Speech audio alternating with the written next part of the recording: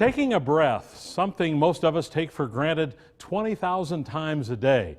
But a Luxemburg man has not taken a breath for granted since he was paralyzed in a roofing incident 12 years ago. And until recently, Dale Jokey needed a machine to breathe. Tonight, Fox 11's Laura Smith explains the medical procedure that has now changed his life. Dale Jokey loves the outdoors. Years ago, he was quite active, cutting firewood and playing with his family. But at age 52, while working as a roofing contractor, Dale's ladder tipped over, changing his life forever. And all I know is that I fell down. Injuries to his spinal cord left Dale paralyzed from the neck down and unable to breathe on his own. I had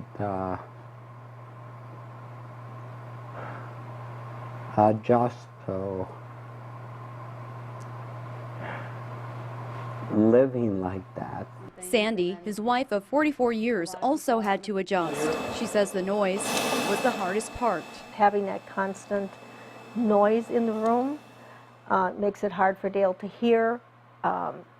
It makes him hard for him to communicate with other people. About a year ago, Sandy found a possible solution, one she felt would improve Dale's quality of life. I was on some websites that were talking about new things for quadriplegics and came across this phonetic nerve pacer. Sandy asked Dale's doctor about getting one in hopes of getting her husband off his ventilator. It's a pacemaker for the diaphragm. So essentially the same thing that they do in the heart, they do it for the diaphragm muscle. The diaphragm is the main muscle that helps us to breathe. The procedure, which involves implanting electrodes and wiring that connects to the nerves, was only recently approved by the FDA.